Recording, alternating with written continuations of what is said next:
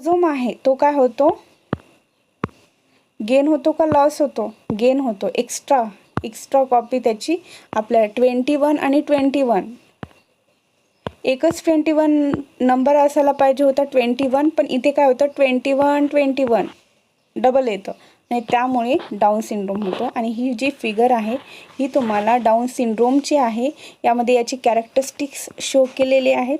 Down syndrome आपण आता पाहणारच आहोत. त्या अगोदर हे कंप्लीट करूया. इथे तुम्हाला इथे मेल फिमेल दाखवलेला आहे. खाली टॉल स्ट्रेचर जे की आहेत टर्नर सिंड्रोम आणि क्लिनफेल्टर सिंड्रोमच्या डायग्राम आहेत. पहिली जी आहे ती आहे क्लिनफेल्टर सिंड्रोम आणि सेकंड आहे जी टर्नर आहे फिमेलमध्ये असते आणि क्लिनफेल्टर ही मेलमध्ये होते. तर हे पाहूया अगोदर. Individuals may lack one of any pair of chromosome. This situation are known as trisomy और मोनोसोमी ऑफ अ क्रोमोझोम. जेव्हा इंडिव्हिज्युअलमध्ये हे पेअर व्यवस्थित क्रोमोझोमची होत नाही तेव्हा कंडिशन्स फॉर्म होतात, ट्रायसोमी, मोनोसोमी. ठीक आहे.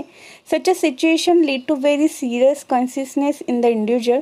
Down syndrome, Turner syndrome, Klinefelter syndrome are common example of chromosomal disorders. तर आता आपण पाहणार आहोत सविस्तर डाऊन सिंड्रोम म्हणजे काय, क्लिनफेल्टर सिंड्रोम म्हणजे काय आणि टर्नर सिंड्रोम म्हणजे काय. ठीक आहे. तर down syndrome, the down syndrome आपल्याला माहिती आहे ही 21 ट्रायसोमी आहे. ट्रायसोमी का, कारण आपल्याला माहिती आहे मेल आणि फिमेल आपले पॅरेंट, दोन्ही पॅरेंटकडून आपल्याला काही क्रोमोझोम येत असतात. ठीक आहे.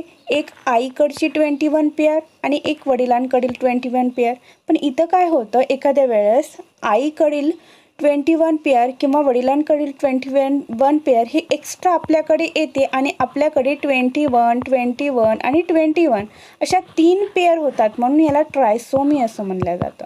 ट्रायसोमी कारण इथे याचं जे 21 पेअर आहे ही एक्सेस होते, एकतर वडिलांकडून येणारी किंवा आपल्या आईकडून येणारी. आणि हा डाऊन सिंड्रोम 21 ट्रायसोमी म्हणून आपल्याला इथे याचं नाव आहे.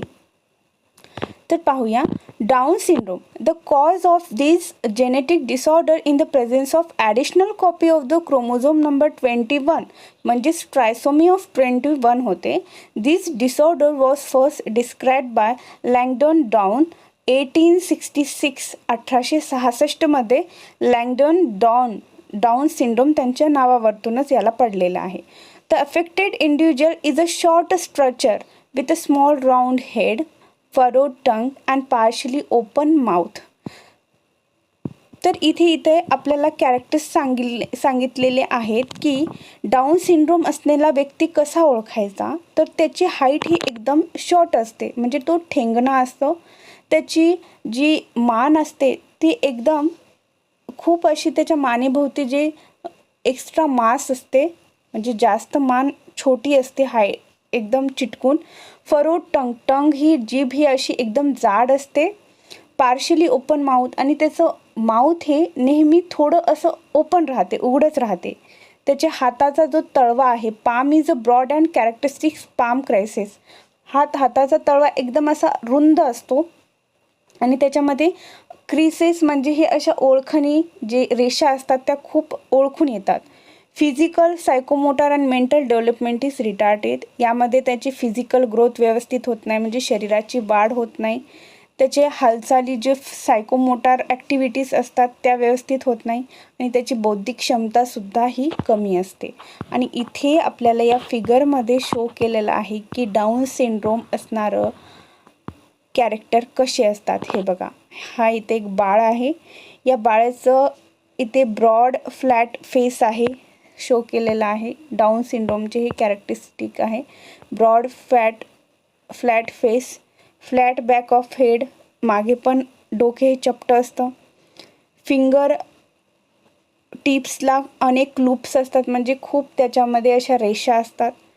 पाम क्रायसिस, पाम हा आपल्या हाताचा तळवा हा एकदम रुंद असतो. बिग अँड रिंकल टंग म्हणजे टंग ही आपली जीभ आहे ती जाड असते. कॉन्जायटल हार्ट डिसीज आणि याला कॉन्जायटल हार्ट डिसीज आपल्या हृदयाचा विकारसुद्धा हृदयसुद्धा व्यवस्थित काम याचं करत नाही. हे कशाचे कॅरेक्टर आहे तर डाऊन सिंड्रोमचे. डाऊन सिंड्रोमला अजून नाव काय आहे तर ट्रायसोमी 21. ट्रायसोमी 21 का म्हणतात कारण 21 पेअर ही आपल्या मदरकडून येते आणि एक 21 पेअर आपल्या फादरकडून येते आणि तेव्हा आपल्याला 21 आणि 21 असे 2 क्रोमोझोम मिळून आपल्याकडे एक 21ची पेअर होते. पेअर पण ही 21 जेव्हा आपल्या मदरकडून किंवा फादरकडून येत असते तेव्हा त्याचं व्यवस्थित ती ब्रेक होत नाही आणि ती तशी आपल्याकडे येते तेव्हा त्याची ट्रायसोमी ऑफ 21 होते आणि त्यातून आपल्याला डाऊन सिंड्रोम हा डिसीज होतो. यामध्ये याचे कॅरेक्टरिस्टिक्स आपण पाहिलेले आहेत की ती व्यक्ती ही हाईटला कमी असते, तिचं हेड हे असं राऊंडेड असते, फ्लॅट आणि तळहाताला क्रायसिस असतात. ठीक आहे. टंग ही एकदम जाड असते, मेंटल रिटार्डेशन, फिजिकल रिटार्डेशन असते. त्यानंतर आपण पाहूया आता क्लिनफेल्टर सिंड्रोम काय आहे. क्लिनफेल्टर सिंड्रोम काय आहे तर क्लिनफेल्टर सिंड्रोम हे एक सिंड्रोम आहे ज्यामध्ये मेल अफेक्ट होतो. आता यामध्ये कोण